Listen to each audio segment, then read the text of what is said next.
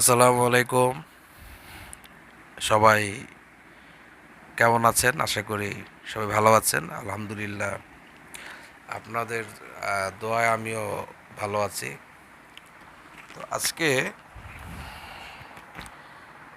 এমন একটা বিষয় নিয়ে আপনাদের সঙ্গে আমি আলোচনা করব, যে বিষয়টা খুব মানে সেনসিটিভ একটা বিষয়, যেটা যারা ঢাকা শহরে বা বিভিন্ন দেশগ্রাম থেকে নতুন আসে, তারা এই ধরনের ঝামেলাগুলোতে পড়ে। এই বিষয়গুলো নিয়ে আপনাদের সাথে একটা আলোচনা করব। তো বিষয়টা হলো যে আমার হাতে এই যে একটা দেখতেছেন, এটা টিস্যু, ধরেন একটা কাগজ।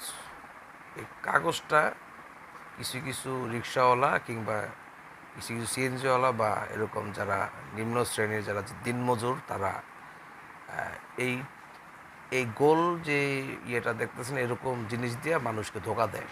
তারা কি করে, এই জিনিসগুলা যখন গ্রামের ভোলা ভালা যে মানুষগুলা হঠাৎ ঢাকায় যায়, তাদেরকে রিক্সায় উঠায়, তখন নির্জন কোনো একটা প্লেসে নিয়ে এরকম একটা জিনিস তাদের সামনে খোলে, বলে যে মামা, এই জিনিসটা আমি আজকে রাস্তার মধ্যে কুড়ে পাইছি, এটা আপনারা দেখাই, এটা কি আপনি আমার সাথে ভালো বলতে পারবেন? এরকম বললে খোলে জিনিসটা, যেভাবে খোলে, খুলা এই যে একটা জিনিস দেখেন, দেখতে স্বর্ণের মতো, কিন্তু অ্যাকচুয়ালি স্বর্ণের না।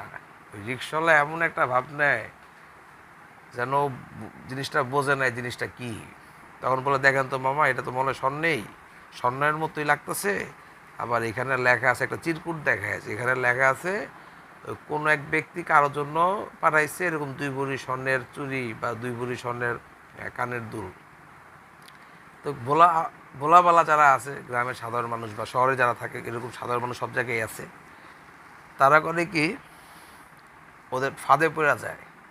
যেমন ওরা যখন বলে যে মামা, এটা তো আমি বুঝি না, এত কোথাও বিক্রি করার সাহসও নাই, তো এটা আপনি আমার 500, 1000 বা 1500 টাকা দিয়ে দিন, এবার আপনি এটা নিয়ে বিক্রি করে ফেলেন, যা বিক্রি করবেন এটা আপনার প্রফিট। তো অনেকে করে কি, লোভে পড়া 1000 বা 1500 টাকা দিয়ে এই জিনিসগুলা কিনে নেয়, কিন্তু এটার দাম আপনার 100 টাকাও না, যেই ধরনের জিনিস, বা 150 টাকাও না, কিনে নিয়ে এই যে ধোকা খায়। এরকম অ্যাভেলেবেল এখন ঢাকা শহরে বা যে কোনো জেলা শহরে ঘটতেছে। তো সবাই সাবধানে থাকবেন।